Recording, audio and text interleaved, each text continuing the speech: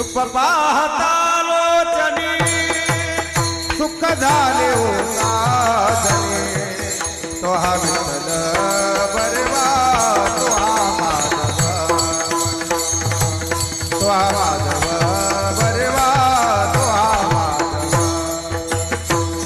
रूप पाहता लोचनी सुख झाले हो साजन विठ्ठल बरवा तो हा माधव बरवा तो हा माधव बरवा तो हा माधव बरवा बहुत सुकृताची जोडी म्हणून विठ्ठली आवडी तो हा विठ्ठल बरवा तो हा माधव बरवा तो हा माधव बरवा तो हा माधव सुकृताची जोडी म्हणून विठ्ठली आवडी तो हा विठ्ठल बरवा तो हा माधव बरवा तो हा माधव बरवा तो हा माधव बरवा सर्व सुखाचे आदर बापर कुमादेवीवर सर्व सुखाचे आदर कुमादेवीवर सर्व सुखाचे आदर बापर कुमादेवीवर तो हा विठ्ठल तो हा माधव बरवा तो हा माधव बरवा सर्व सुखाचे आगर बापर कुमादेवीवर तो हा विठ्ठल बरवा तो हा माधव बरवा तो हा माधव बरवा तो हा माधव बरवा हरी जय जय राम हे राम जय जय राम कृष्ण हरी राम कृष्ण हरी जय जय राम कृष्ण हरी राम कृष्ण जय जय राम कृष्ण हरी हे राम कृष्ण जय जय राम कृष्ण हरी जय जय राम कृष्ण हरी जय जय राम कृष्ण हरी राम कृष्ण हरी जय जय राम जय जय राम कृष्ण हरी जय जय राम राम कृष्ण हरी जय जय राम आम्ही असो निश्चिंतीने एका गुणे तुमची दुराचारे तरले नामे घेतो प्रेमे म्हणून आम्ही असो निश्चिंतीने दुराचारे तरले नामे घेतो प्रेमे नाही तुम्हा धाव घेता कृपावंताळ तुका म्हणे विसरू काय तुझो आई विठ्ठले आ विठोबार कुमार ढोबार जय जय विठोबार कुमार ढोबार कुमार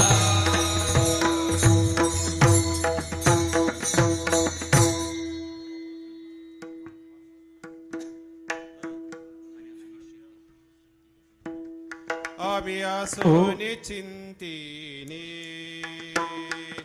आम्ही असो निचिंतीने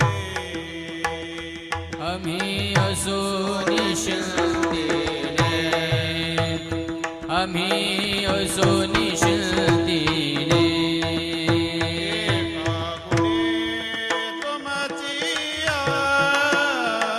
एका गुणे तुमची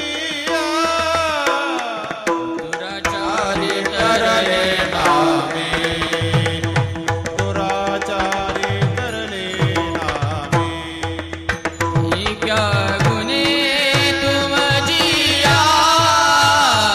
इक्या गुणे तुमची दुराचारी तरले नामे दुराचारी तरले नामे घेतो प्रेमे मनोनिया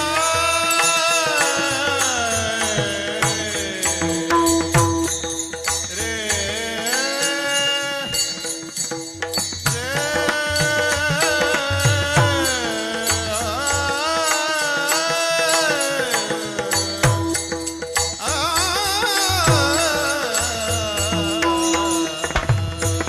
घेतो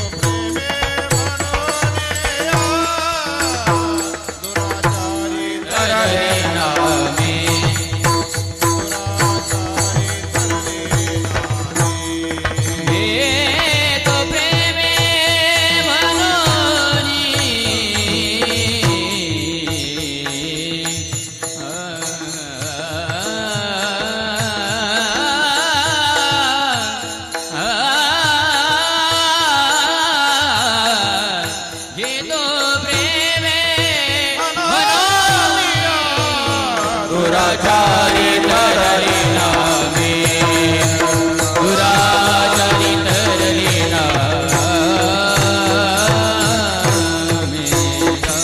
विठोबा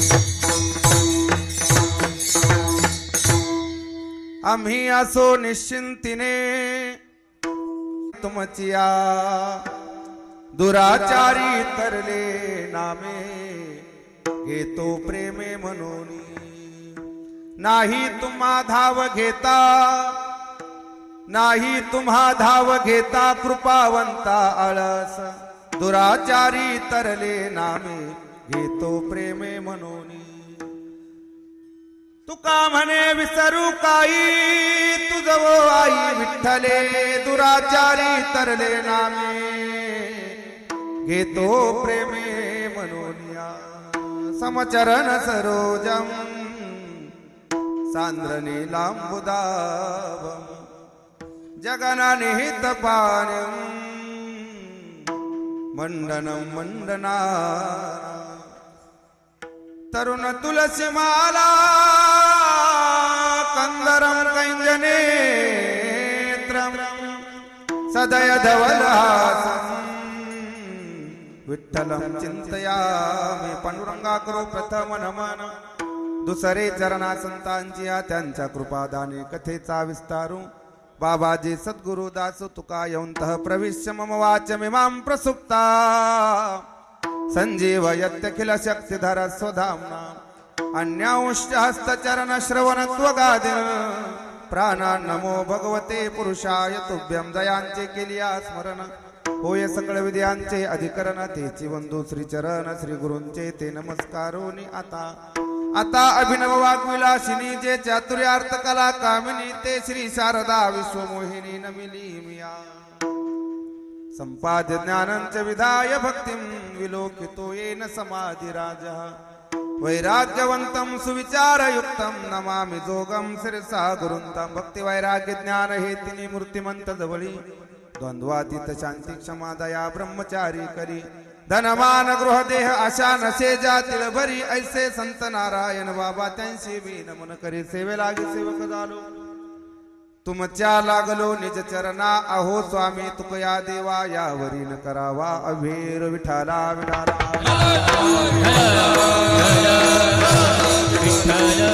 आम्ही असो निश्चिंतीने एका गुणे तुमची या दुराचारे तरले नामे घेतो प्रेमी म्हणून या प्रस्तुत प्राप्त स्थळी प्राप्त प्रसंगी कीर्तन रूपी सेवकर्ता निवडलेला अभंग महान भगवत भक्त विश्ववंदे विश्वसंत जगदुद्धारक जगद्गुरु श्री तुकोबराय यांच्या अभंग गाथेतील 4 चरणाचा असून जगद्गुरु तुकोबराय आपल्या निश्चिंतीचं कारण सांगतात. विठाला विठाला.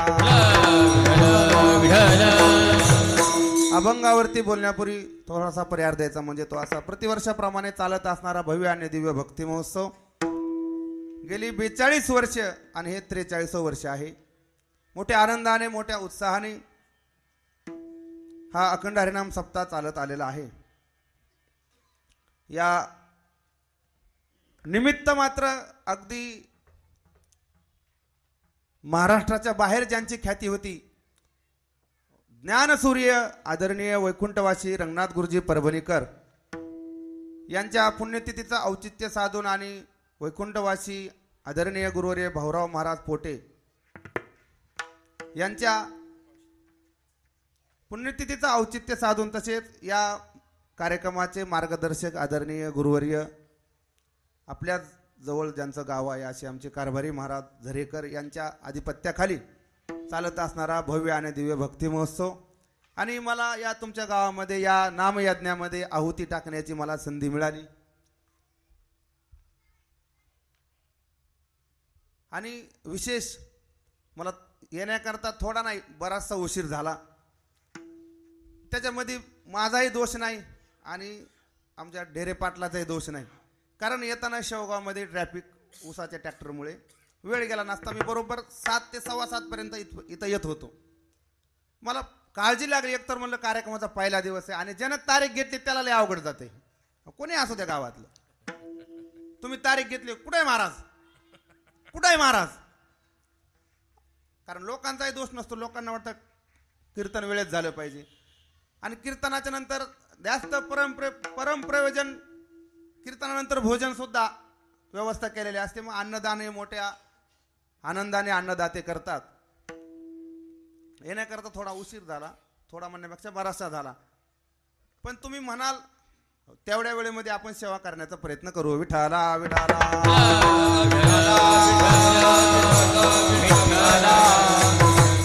एकतर तारीख पहिल्यांदा घेतली आणि त्यात पहिल्याच वेळेस उशीर झाल्यामुळे थोडं जरा जड जातं जरा वक्त्याला. पुन्हा मी कथा बरोबर 2:30ला संपवली होती, भागवत कथा होती इकडे येण्यामुळे, पण आता झाला उशीर, त्याला काय आता तसं काय नाही. मी 9 पर्यंत आपल्याला 40 मिनिटात कीर्तन करण्याची सवय आम्हाला जोग महाराज संस्थेमध्ये, त्यामुळे तसं काय नाही. तुम्ही 30 मिनिटात म्हणले तर 30 मिनिटात. जगद्गुरु तुकोबराय या अभंगातून आपल्या निश्चिंतीचं कारण सांगतात. हा अभंग नामपर प्रकरणातील आहे. आजचा पहिला दिवस आहे आणि त्यामुळं वारकरी संप्रदायाचा नियम आहे, पहिल्या दिवशी नामपर किंवा रूपपर बोलावं लागतं. म्हणून या तसं तर काही वक्ते 4-4 दिवस बी नामपरच घेतात, पण ते मोठे असतात त्यामुळे त्यांना कोणी काय म्हणत नसतं. पण आमच्यासारख्या जर पहिल्या दिवशी थोडा वेगळा घेतला की लगेच द्या पहिल्या दिवशी हा अभंग असतो का?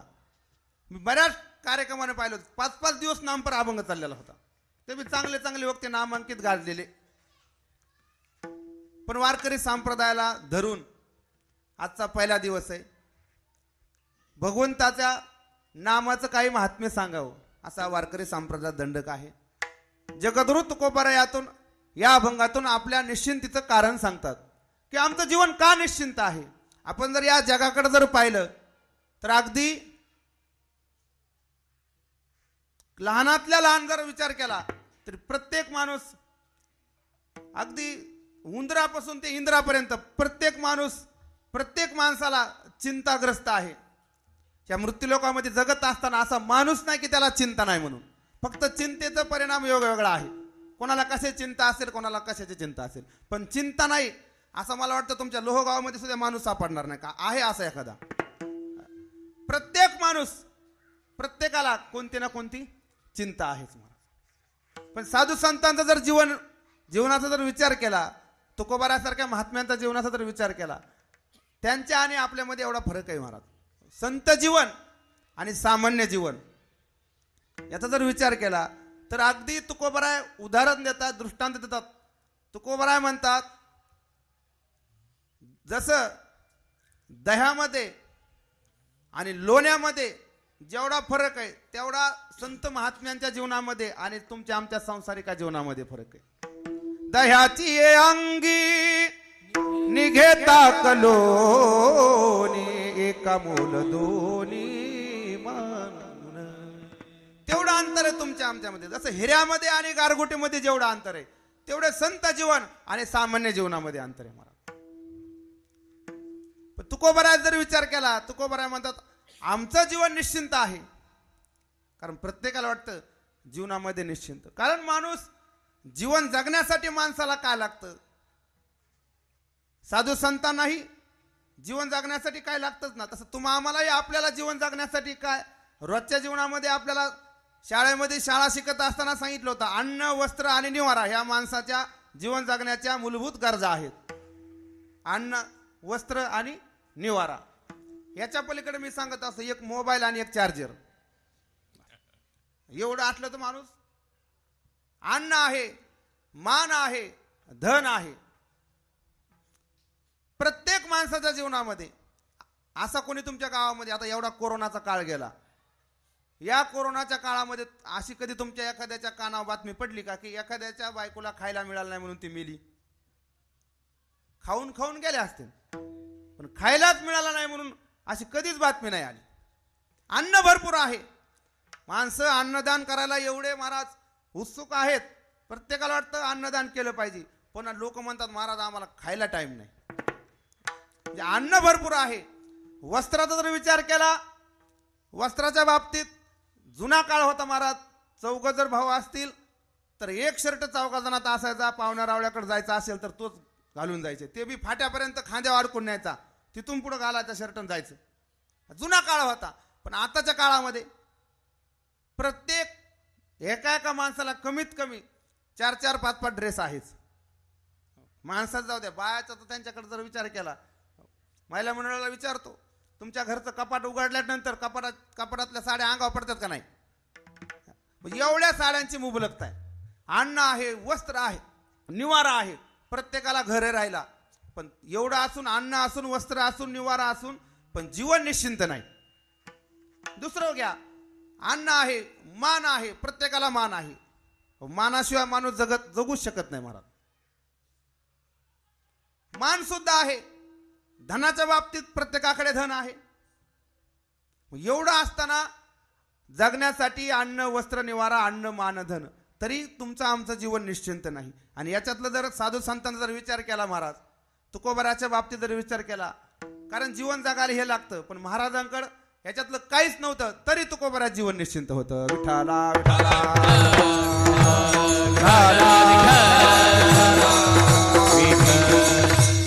अन्नाचा जर विचार केला तर तुकोबराय स्वतःच्या मुखातले उद्गार आहे. तुकोबराय म्हणतात दुष्काळे आटीला द्रव्यानेला मान, दुष्काळे आटीला द्रव्यानेला मान, स्त्री एक अन्न अन्न करिता मे, स्त्री एक अन्न अन्न करिता मे.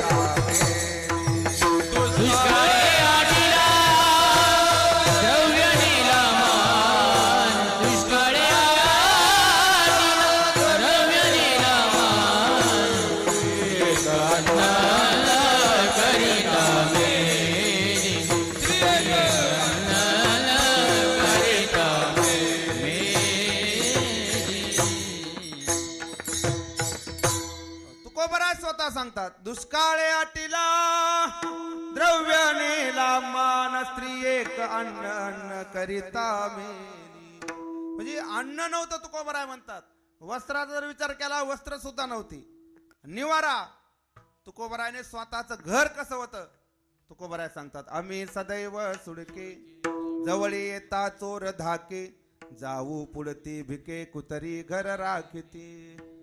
महाराज आम्ही महाराज लोकांनी हे प्रमाण म्हणून म्हणून गाड्या घेतल्या, बंगले बांधले, म्हणा तुकोबराय आम्ही सदैव सुडकी. तुकोबराय स्वतःच जीवन सांगतात अन्न नाही, वस्त्र नाही, निवारा नाही, मान सुद्धा नव्हता हो. कारण तुकोबरायच्या जीवनाचं जर चरित्र जर आपण वाचलं तर तुकोबरायचं चरित्र हे आपल्याला आदर्श घेणारं चरित्र आहे. कारण तुकोबराय जगले तसे महाराज, याच्यातलं काहीच नव्हतं महाराजांकडं, तरी पण तुकोबरायचं जीवन बघा तुम्ही. आनंदाचे डोही आनंद तरंग आनंदची अंग आनंद अंग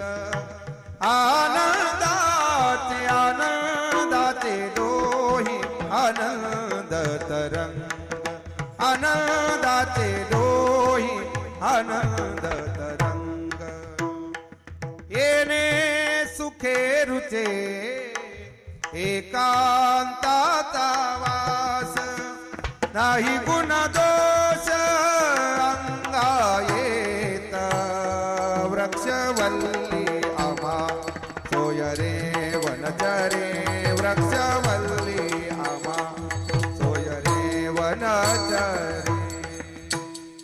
तुकोबराय म्हणतात अन्न सुद्धा वस्त्र नाही निवारा नाही मान नाही धन सुद्धा नाही पण तरी आमचं जीवन निश्चिंत आहे तरी आमचं जीवन आनंदी. महाराज तुकोबराय जीवन किती आनंदी होतं. तुकाराम महाराज म्हणतात हो आम्हाला झोपायला अंथरूण सुद्धा सुखाचं होतं. एवढंच नाही आमची झोप सुद्धा सुखाची होती.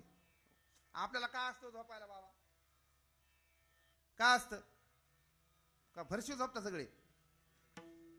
कोणाला गादी असेल सतरंजी असेल घोंगडे असेल काय असेल कशासाठी असते झोप सुखाने लागावी म्हणून. पण झोप सुखाने लागते का. तुकाराम महाराज म्हणतात खाटेवरी पडता व्यापे चिंता तळमळी कथा कीर्तन ऐकता निद्र नाडीले तत्वता खाटेवरी पडता व्यापे चिंता तळमळी. साधनं आपण झोपेसाठी सुखाने झोप व्हावी म्हणून साधनं वाढवले पण झोप सुखाची नाही महाराज. दोन माणसाला झोप लागत नाही लक्षात ठेवा. किती दोघा जणाला झोप लागत नाही. ज्याचं दुखतंय त्याला एक झोप लागत नाही ज्याला दुसऱ्याचं खपत नाही त्याला एक झोप लागत नाही.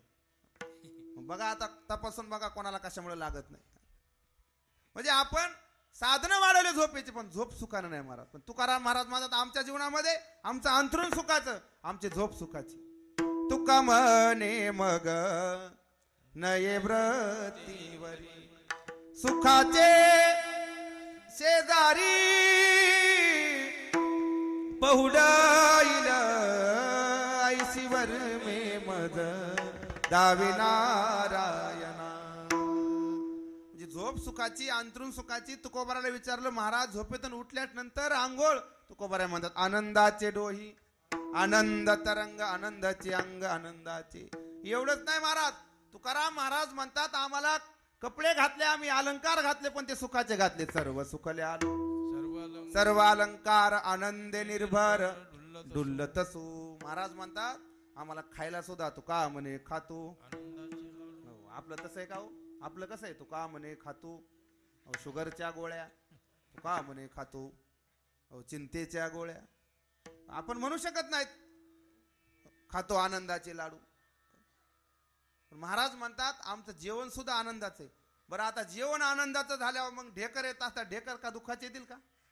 तुकाराम महाराज म्हणतात जे जेवण आम्ही केलं तेच आम्हाला ढेकर येतात. त्याची येतात ढेकर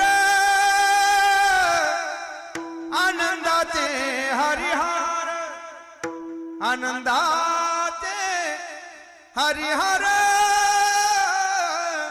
आनंदाचे हरिहर.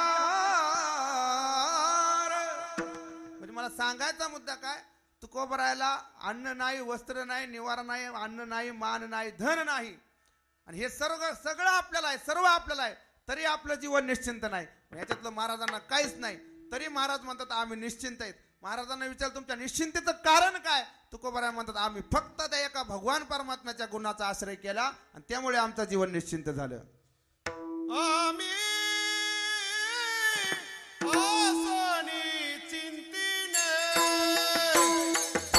आम्ही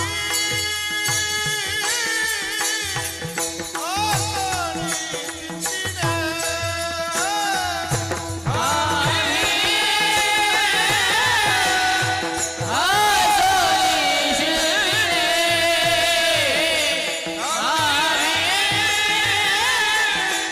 आसोनी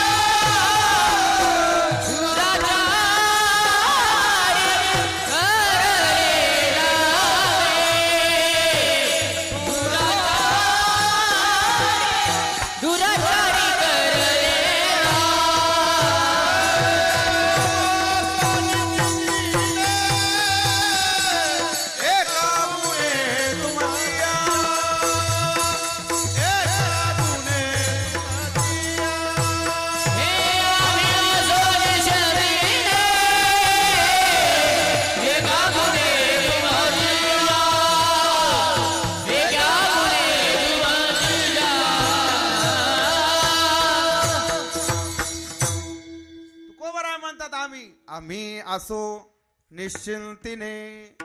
पण कारण काय, कशाच्या आधारे तुकोबराय म्हणतात एका गुणे तुमची या अभंगातून तुकोबराय देवाबरोबर बोलतात. एका गुणे तुमची निश्चिंत होण्याचा गुण तुकोबराय म्हणतात देवा तुमच्याशिवाय दुसरे कोणाकडे. या अभंगातून तुकोबराय देवाबरोबर बोलतात. असे बरेचसे अभंग आहेत. काही अभंगात तुकोबरायने जनाबरोबर बोललेत, काही अभंगात तुकोबराय मनाबरोबर बोललेत, काही अभंगात तुकोबराय देवाबरोबर बोललेत. पण विषय मात्र देव. जनाला जरी बोलले तरी विषय देवच, मनाला जरी बोलले तरी विषय देवच, देवाला जरी बोलले तरी विषय देवच. विठाला विठाला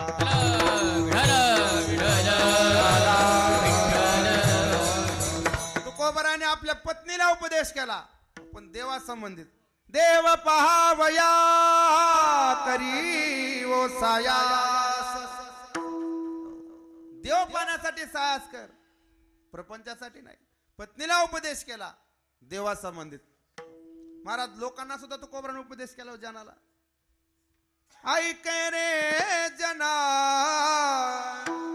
तुझ्या स्वहिताच्या खुना पंढरीचा राणा मना माझी स्मरावा. लोकांना सुद्धा तुकोबराने उपदेश केला, पण देवा संबंधीच महाराज. मनाला सुद्धा मना एक करी म्हणे मी जाईन पंढरी उभा विटेवरी तो पाहेन सावळा. मनाला सुद्धा उपदेश केला महाराज. नको नको मना गुंतू माया जाळी. काळ आला जवळी ग्रासावया ग्रासावया. नको नको मना गुंतू माया जाळी. देवाबरोबर बोलले तुकोबराय आजच्या अभंगातून. आम्ही असो निश्चिंतीने. देवा आमचं जीवन निश्चिंत झालं. महाराज निश्चिंतीचं कारण काय, एका गुणे तुमची देवा तुमचा एक गुण आहे. मग देवाचा एकच गुण आहे का, देवाकडे 6 गुण आहेत. मग त्यातल्या कोणत्या गुणाच्या आधारे तुकोबराय निश्चिंत झाले. षडगुण ऐश्वर्य संपन्न आहे भगवान परमात्मा. तुकाराम महाराज म्हणतात गुण लावण्याची खाणी. नेमका कोणता गुण तुकोबराय, एका गुणे तुमची तुकोबराय म्हणतात देवा तुमच्या नामस्मरणाचा जो गुण आहे ना, त्या गुणाच्या आधारे विठाला विठाला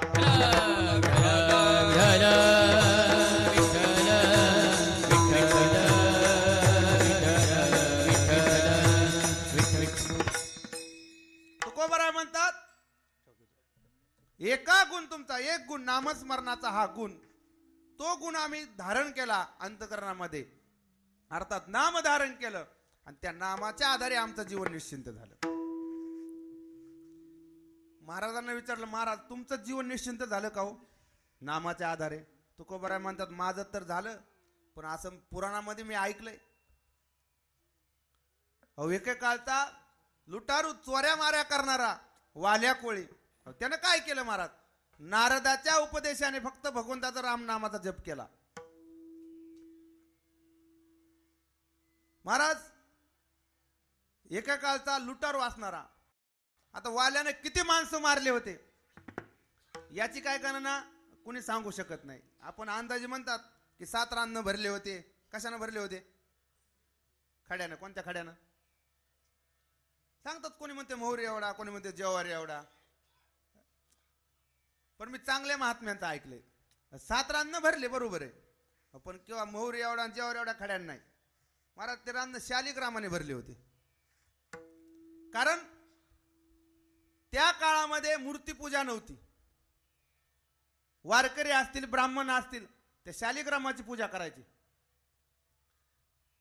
वाल्यानं माणसं अडवायचे, निकालो म्हणायचा रोकड कॅश, जवळ काय असेल ते. माणसं मरणाच्या भीतीने सर्व काय द्यायचे, पण वारकरी ब्राह्मण त्या पिशवीत असणारा तो शालिग्राम काय देत नव्हते. नित्यनेमाचा असल्यामुळे, पूजेचा असल्यामुळे देत नव्हते. त्याला वाटायचे पैसे देते, सोनं देते, पण हे दगड का देत नाहीत. त्याच्या दृष्टीने दगड का देत नाहीत, नक्की याच्यात काहीतरी विशेषता असली पाहिजे.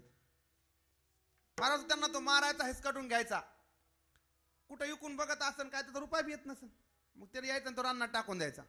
असे 7 रान्न भरले होते त्या शालिग्रामाने. एवढं पाप केलं महाराज. पण फक्त नारदाच्या उपदेशाने, नारदाची ज्यावेळेस भेट झाली महाराज, नारदाने विचारलं की तू जे करतोस सर्व हे पाप, हे कोणासाठी करतोस? तो वाल्या मला कोणासाठी करतो म्हणजे काय, माझ्या घरी बायको मुलं आहेत, आई वडील आहेत, त्यांच्यासाठी करतो. नारद म्हणले ध्यानात ठेव, म्हटले तुझे पाप करतो, ब्रह्म हत्येचं पातक आहे. या पापापासून तुझे हिशेकरी कोणी होणार नाहीत. ते मला कोणी होणार नाहीत, अहो घरच्यासाठी करतो म्हटला मी. जा म्हणले घरी विचारून ये. महाराज नारदाच्या वचना वाल्याचा विश्वास बसला. विचारून ये म्हटल्यानंतर खरंय म्हटला, विचारून आलं पाहिजे. वाल्याची तिथंच सुरुवात झाली महाराज परमार्थाला. संतांच्या वचना विश्वास बसणं हे महत्वाचं आहे. सुरुवात तिथं झाली. नारदाने सांगितलं घरच्यांना विचारून ये, कारण तुम्ही आम्ही सुद्धा महाराज आपल्या मुलाबाळासाठी ज्यावेळेस कमवतो, पैसा असेल, धन असेल, संपत्ती असेल, जमीन जुमला असेल, पण पैसा कमवत असताना जसं वाल्यानं कुठला विचार न करता कमवलं, पण ते त्याला भोगावं लागलं एकट्याला. त्याच्यात हिशेकरी कोण नसतं. आपण मुलासाठी करतो. शेजाऱ्याचा बांध कुरू कुरू जमिनी कमवायच्या. माणूस इकडे शेतामध्ये फार बदाड पडते, अर्ध शेत पडक पडन, पण बांधापाशी गेले की तो पाय देऊन उभा राहून शेवटच्या कडीत तास हाणतो. कोणासाठी हाणतो? कोणासाठी हाणतात? पोरासाठीच ना. तुमचं काय राहिलं असते का? तुम्हाला फक्त पोरासाठी. बाप सर्व खाटाटोप करतो, ह्याची टोपी त्याला, त्याची टोपी याला. कोणासाठी? बाप करी जोडिले कुराचे ओढी, आपुली कुरवंडी वाळवली. बाप सर्व करतो, मुलासाठी करतो. पण ध्यानात धरा, हे जे तुम्ही पाप करतात, ह्याची टोपी त्याला, त्याची टोपी ह्याला, मग कोणाचं चोरून धन घेता असताना, कोणाचं लबाड्या करून घेता असताना, बाजारामध्ये गेल्यास उपरण्याखाली हात घालवलं म्हशी विकत असताना, कोणतंही जरी पाप केलं हे त्याची त्याला फेडायचंय. लक्षात ठेवा. मुलासाठी करा, पण तुकाराम महाराज म्हणतात हे तुम्हाला फेडावं लागेल. तुम्ही आपण इथं करतो, मग आपल्याला वाटतं कोणी विचारणार नाही वरी. हो, इथं जर पाप केलं, तुकाराम महाराज म्हणतात पातके करिता पुढे आहे पुसता, काय जाप देता होशील तू. हो, इथं पाप केलं मुलाबाळासाठी, तर ते तुम्हाला फेडावं लागणार आहे. म्हणून काम करत असताना जरा धोरणात, जरा हिशोबात करीत जा. तुकाराम महाराज म्हणते ज्यांच्यासाठी एवढं करतात ते तरी शेवटला काय तुमची व्यवस्था नीट करतात का? ना वाल्या कोळ्याचं चरित्र म्हणजे काय, ते कधीतरी चरित्र झालं म्हणून एवढं सोडून नाही द्यायचं. त्यानं पाप केलं एवढं, त्याची त्याला फेडावं लागलं. नारदानं सांगितलं, कारण इथून आपण गेल्याच्या नंतर आपल्याला कोणतरी विचारणार आहे. नारद पुराणामध्ये एक श्लोक आलेला आहे. ज्यावेळेस मनुष्य मरतो आणि त्याला यमलोकामध्ये नेतात, त्यावेळेस तिथं विचारलं जातं तुम्ही कोण्या गावचे? चे माझे गोमाजे कापसे. या गावचे तुम्ही. मग तुमचं रेकॉर्ड तपासलं जातं. जसं बँकेमध्ये तुमचं विचारतात ना, कोण्या बँकेत त्याने कर्ज बुडवलेलं होतं का काय, अगदी तसं विचारलं जातं की तुम्ही काय केलं जीवनामध्ये. यमधर्म सांगतो चित्रगुप्ताला यांची फाईल आण. फाईल घेतल्या जाते आपली. त्या फाईलमध्ये जे काय आपण जीवनभर आयुष्यभर जे केलेलं असेल ते सर्व त्याचं रेकॉर्ड असतं महाराज. कारण यमधर्माने आपल्याबरोबर एक माणूस दिलेला असतो, त्याचं नाव आहे चित्रगुप्त. प्रत्येक माणसासोबत असतो. त्याचं नाव काय? चित्रगुप्त. तो गुपित चित्र काढून घेतो. तुम्ही कोणाच्या लबाड्या करा, चोऱ्या करा, कोणाला फसवा, काही करा, हो त्याच्या कॅमेऱ्यामध्ये बरोबर तो फोटो सेव्ह करून ठेवतो महाराज. आणि ज्यावेळेस आपलं देहाचं प्रारब्ध संपत आणि मनुष्य ज्यावेळेस तिथं जातो त्यावेळेस तिथे विचारलं जातं, मग तुम्हाला आम्ही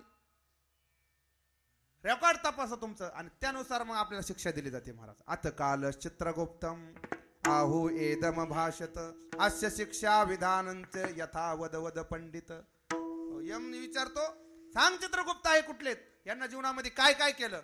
मग जसं आपण कर्म केलं असेल त्यानुसार आपल्याला भागवतामध्ये 28 प्रकारचे नरक सांगितलेत. त्या नरकामध्ये माणसाला महाराज घेऊन जातात. म्हणून इथं राहत असताना माणसाने व्यवस्थित राहिलं पाहिजे. नारद म्हणतात विचारून ये घरच्यांना. ज्यावेळेस तो घरी गेला महाराज, आई वडिलांनी सांगितलं आम्ही तुझ्या पापात भागीदार होणार नाहीत, पत्नीने सांगितलं तुमचं कर्तव्य आहे, मुलांना सांगितलं बाबा तुमचं कर्तव्य आहे, तुम्ही कुठून आणतात आम्हाला काय माहिती.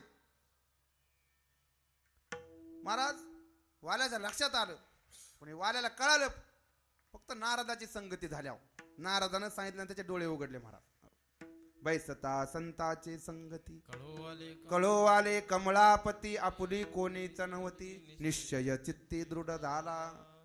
हे प्रमाण कोरोना काळामध्ये सुद्धा महाराज उपयोग आला. सगळ्याला कळालं की कोण नसते कोणाचं. बायको सुद्धा ब्रश महाराज त्या खोक्यात ठेवीत नाही. ज्याला कोरोना झाला ना त्याच्या नवऱ्याच्या खोक्यात त्यानं सुद्धा ब्रश ठेवला नव्हता. हो म्हणजे तिकडे जाऊ द्या त्याचा ब्रश, जाऊ द्या संगत. हे कळो आले कमळापती, आपुली कोणीच नव्हती, निश्चय चित्ते दृढ झाला वाल्याचा. त्याच्या लक्षात आलं महाराज. एवढंच नाही, नारदाने त्याला राम नामाचा उपदेश केला आणि एवढा नामजप झाला महाराज. परिणाम असा झाला, राम प्रभू जन्माला येण्याच्या अगोदर वाल्याने रामायण लिहिले महाराज. केले रामायण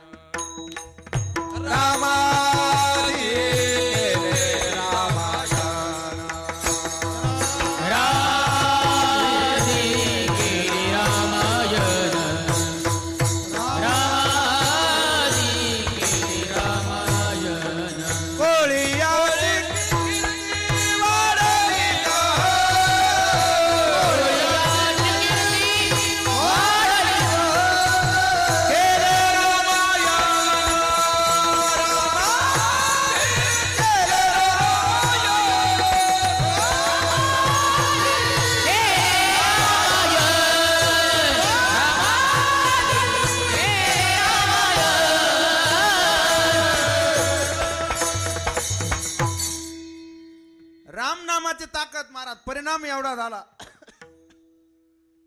राम प्रभू येण्याच्या अगोदर माझा रामायण लिहून ठेवलं. विठाला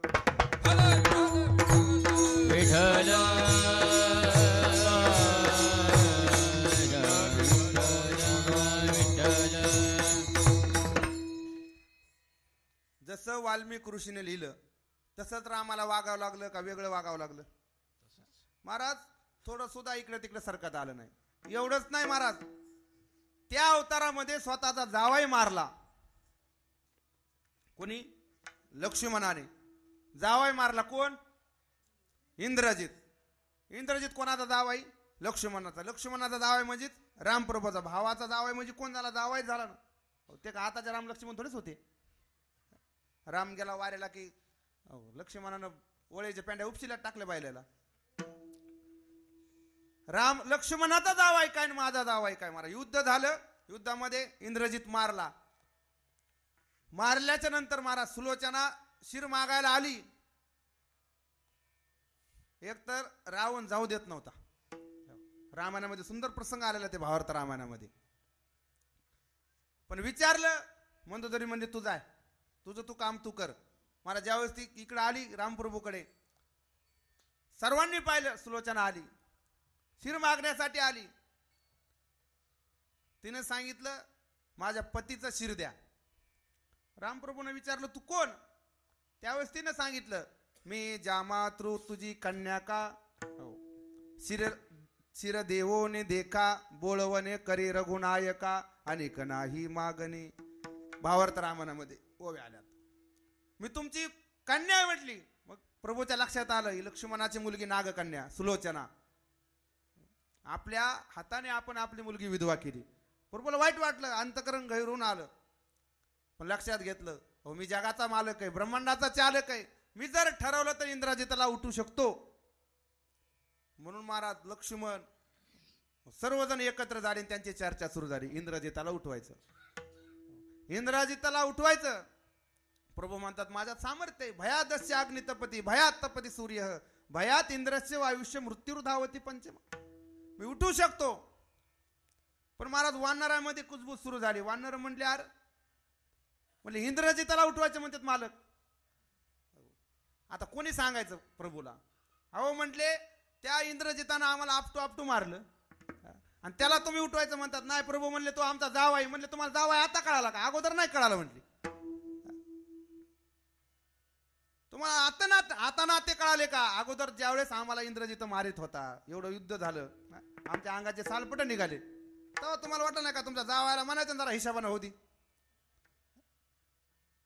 महाराज जामवंत नळ नीळ सुग्रीव यांना चिंता पडली, आता मालक उठवतात इंद्रजिताला. पण हे म्हटले मालकाचं ऐकणार एकच गडी म्हटले. मालक ज्याचा ऐकतो तो एकच आहे आपल्यात, कोण? मारुतराय. मारुतराय जर ठरवलं ना नाही उठवायचं, प्रभू उठवतच नाही.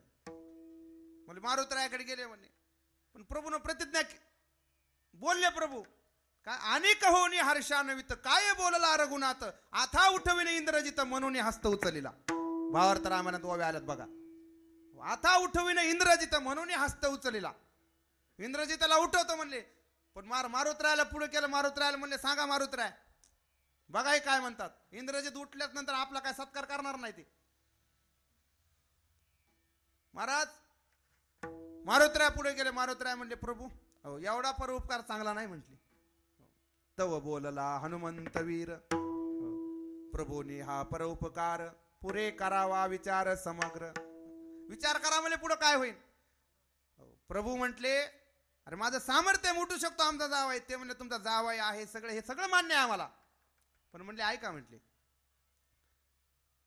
तुम्हाला स्वातंत्र्य या अवतारात नाही. या वाल्मिक ऋषीने असं लिहिलंच नाही की राम नंतर जावाई मारल्यानंतर स्वतः रामप्रभू जावायला उठवतील. असं रामायणामध्ये कुठंच लिहिलं नाही. वाटलं चला वाल्मिक ऋषीकडे मी जाऊन येतो त्यांच्यापाशी, विचारतो त्यांना तुम्ही लिहिलंय का असं. सीता चोरून नेईन रावण, युद्ध होईल, इंद्रजित मरेल, लक्ष्मणाला शक्ती लागेल, सुलोचना शिर मागायला येईल, हे सगळे. पण त्याच्यामध्ये इंद्रजिताला उठवा असं कुठेच लिहिलेलं नाही म्हटले. महाराज देवाला सुद्धा गप्प बसल. मारुतराय तशी होते महाराज. मारुतराय असे महाराज योद्धे होते. कारण भावार्थ रामायणामध्ये नाथ महाराजांनी मारुतरायाचं एवढं वर्णन केलंय. मारुतराय ब्रह्मचारी असे होते. मारुतराय ज्यावेळेस जन्माला आले त्यावेळेस आईला सुद्धा कळलं नाही मुलगा आहे का मुलगी. एवढं नैष्टिक ब्रह्मचारी. गर्भामध्येच महाराज कासोटी बांधून आलते.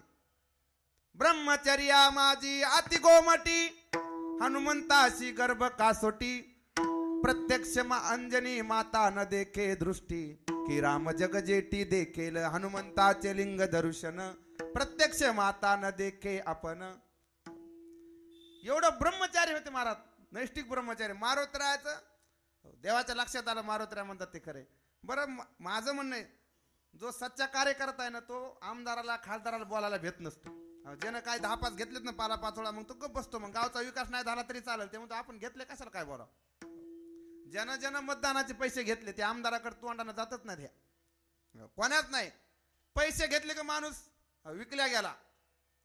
मारुतराय महाराज फक्कड महात्मा. देवाचं महाराज सहकार्य केलं पण देवाकडून काय घेतलं नाही. महाराज आज मी तुमच्या गावात आलोय, भले एका वेळेस पाकिट घेणार नाही पण 4 घास तर खाऊन जाईन ना. पण मारुतराय असे भक्त होते महाराज. मारुतरायनं देवाकडून सोनं नाणं पैसा तर काही घेतलाच नाही पण एक टायमाची भाकर सुद्धा घेतली नाही महाराज. पण सहकार्य तर एवढं काम मोठं केलं महाराज. पाला खावोनिया वाहिले पर्वत. नामदेव महाराज म्हणतात झाडाचा पाला खाल्ला आणि सहकार्य केलं. पाला खावोनिया वाहिले पर्वत, बांधियेला सेतू सिंधूवरी. कार्यकर्ता असा होता. असा मला सांगायचा मुद्दा काय, रामप्रभूला सामर्थ्य असताना ताकद असताना सुद्धा उठवता आलं नाही. कारण का वाल्मिक ऋषीने तसं लिहिलं नव्हतं. आणि वाल्मिक ऋषीला अधिकार हा प्राप्त झाला फक्त भगवंताच्या नामाने महाराज. म्हणून तुकोबराय म्हणतात आमच्या जीवनामध्ये आम्ही निश्चिंत तर झालोच भगवंताच्या नामाच्या गुणाने. पण या युगामध्ये कलियुगामध्ये किंवा अगोदर सुद्धा असे पाप्यातले पापी असणारे सुद्धा महाराज या भगवंताच्या नामाने तरले महाराज. दुराचारी तरले नामे, दुराचारी तरले नामे, दुराचारी तरले नामे, दुराचारी तरले नामे. हो घेतो प्रेमे मनोनिया, घेतो प्रेमे मनोनिया. दुराचारी तरले नामे, दुराचारी तरले नामे.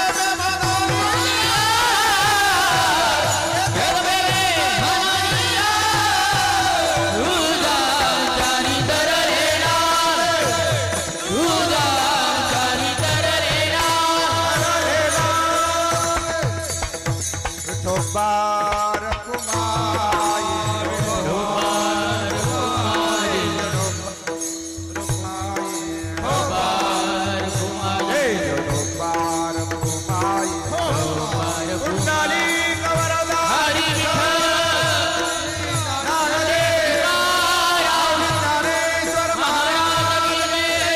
जगद्गुरु तुम्हारा सद्गुरु सोग महाराज की जय।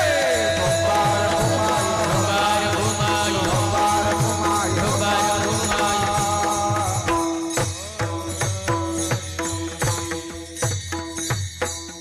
दुराचारी तरले नामे देवा, या तुमच्या नामाने दुराचारी सुद्धा तरलेत, त्यामुळे घेतो प्रेमे म्हणूनिया. आणि मग देवाचं जर नाव घेत असाल तर तुकोबाराय म्हणतात, जर भक्त जर एखादा संकटात सापडला, अडचणीत सापडला, तर देवाला त्याच्याकरता धावून जाण्यासाठी आळस नाही महाराज. नाही तुम्हाला बघेता घेता, नाही तुम्हाला बघेता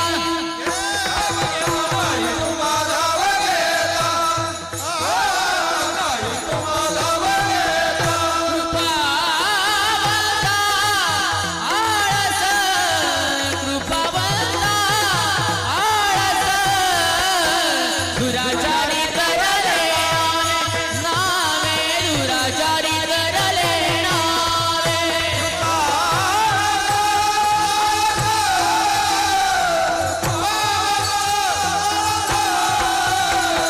दुराचारी तरले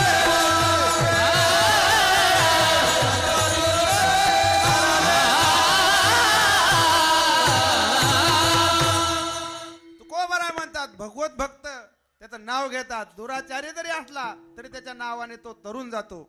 त्यामुळे आम्ही ते भगवंताचं नाम घेतलं आणि आमचं जीवन निश्चिंत केलं. आणि देवाला महाराज भगवत भक्तासाठी धावून जाण्यासाठी आळस नाही. नाही तुम्हा धाव घेता. आता कोणाकोणासाठी धावला, अनेक संत चरित्र आहेत भागवतामध्ये आहेत. द्रौपदीसाठी धावला, गजेंद्रासाठी धावला, अनेक जणांसाठी धावला महाराज देव. गजेंद्र सुद्धा महाराज पशु होता, पण त्याच्या सुद्धा जीवनामध्ये भगवान परमात्म्याने त्याने जर हाक मारली तर देव धावून गेले महाराज. त्याच्या लक्षात आलं की आपल्याला या नकराच्या जबड्यातून कोणी सोडू शकत नाही. फक्त एकच आहे, कोण असेल जो ब्रह्मांड चालक, आपणची हाक देईल हाके. गजेंद्रानं सुद्धा देवाचा धावा केला. नाही तुम्हा धाव घेता. आणि कृपावंता विशेषण वापरलं, देव कृपाळू महाराज. त्याचं नाव घेतलं, याने घ्यावे नाम तिशी करणे त्याचे काम. आपण जर त्याचं नाव घेतलं तर भगवान परमात्म्याला आपलं काम करावंच लागतं महाराज. अनेक भक्ताचे चरित्र अनेक जणांसाठी धावून आला, चोकोबरासाठी धावून आला, अनेक चरित्र आहेत. नाही तुम्हा धाव घेता कृपावंता आळस. महाराज देव किती बी गडबडीत असला, किती जरी देवाला वेळ नसला, पण भक्ताची जर हाक दिली तर देवानं अनेक जणांसाठी धावले महाराज. तुका म्हणे करुणा बोले धीर विठ्ठले, फक्त हाक तशी मारली पाहिजे. कारण सर्वस्व ज्यावेळेस भार आपण देवावर टाकतो ना, त्याच वेळेस देव येतो महाराज. द्रौपदीसाठी देव लवकर का आला नाही? कारण द्रौपदीला शाश्वती होती अगोदर, माझे मला पती वाचवतील. द्रोणाचार्य आहेत, कृपाचार्य आहेत, भीष्माचार्य आहेत, माझे 5 बलवान असणारे पती आहेत, ते मला वाचवतील. अगोदर विश्वास होता. पण ज्यावेळेस तिच्या लक्षात आलं याच्यातलं कोणीच आपल्याला सोडू शकत नाही, मग त्यावेळेस धावा केला महाराज. कोठे गुंतलाशी द्वारकेच्या राया, वेळ का सखया. देव म्हटले मी वेळ लावला नाही, मी तुझ्यापाशी लगेच आला असतो, पण तुम्हाला शब्द वापरलास कोठे गुंतलाशी, मग मला द्वारकेत जावं लागलं, द्वारकेतून इथे यावं लागलं. तू जर म्हणले असती कोठे गुंतलाशी हृदयातील राया, तर लगेच प्रकट झाला असतो. पण तू हाक मारलीस कोठे गुंतलाशी द्वारकेच्या राया, वेळ का सखया लावी. देव म्हटलं मी लगेच आला असतो, पण तुझा विश्वास बी अगोदर माझ्या नव्हता, तुझ्या पतीवर विश्वास होता द्रोणाचार्य. मला वेळ लागत नाही येण्यासाठी, पण हाक तशी मारली पाहिजे, करुणाने हाक मारली पाहिजे देवाला. आपणही आपल्या जीवनामध्ये कधीतरी निवांत बसल्यात, अंतकरणातून जर देवाचं भजन केलं तर आपले बी हाक ऐकतो तो महाराज. पण आपल्याला तेवढा वेळ कुठे अंतकरणातून हाक मारायला आणि निवांत बसायला.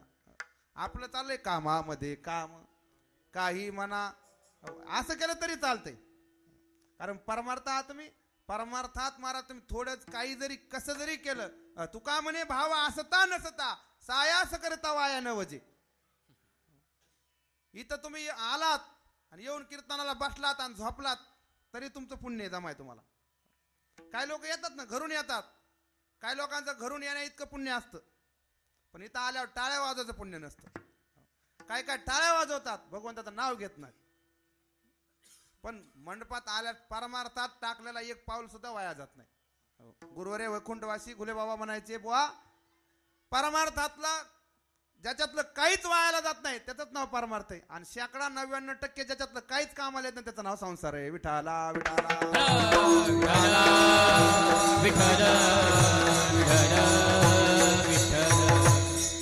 म्हणून संसारिकाला जास्त तसा उपदेश नाही. कारण संसारिक माणसाला असोने संसारी ज्ञानोबराने म्हटलंय जीवे वेगो करी. म्हणून तुकोबरा म्हणतात आम्ही त्याचं नाव घेतलं म्हणून त्या आमच्याकडे धावून येण्यासाठी त्याला आळस नाही. नाही तुम्हा धाव घेता कृपावंता आळस. मग जर भगवान परमात्मा त्याचं नाव घेतल्यानंतर एवढे जर काम करतो भगवत भक्ताचे, मग तुकाराम महाराज म्हणतात अशा देवाला कोण विसरण का. तुका म्हणे विसरू काय तुका विसरू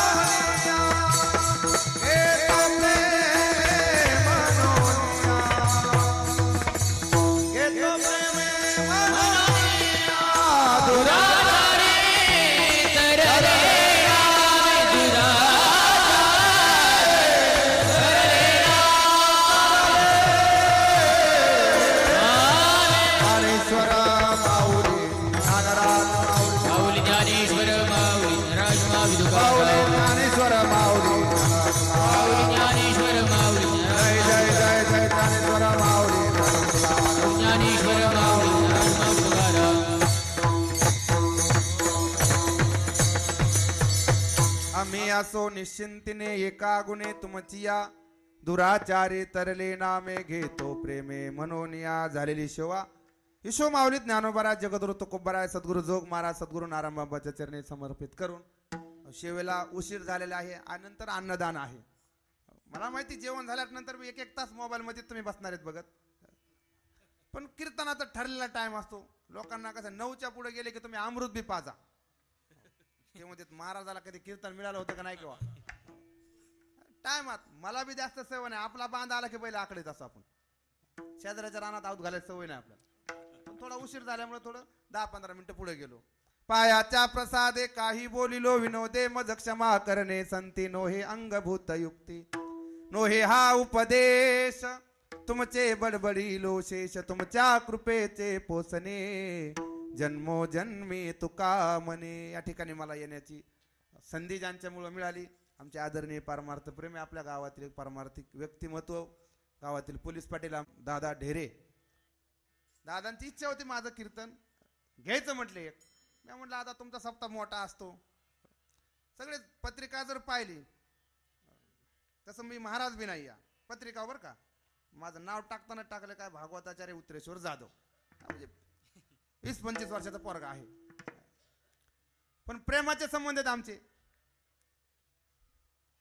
त्यांना शब्द दिला आणि येण्याची मला इथे संधी मिळाली. आणि तुम्हा सर्व सज्जन श्रोत्यांचं तुमचं गाव तसं मी बऱ्याच वर्षापूर्वी पाहिलेलं आहे आणि 7 दिवस राहिलेलो इथे सप्ताहाला.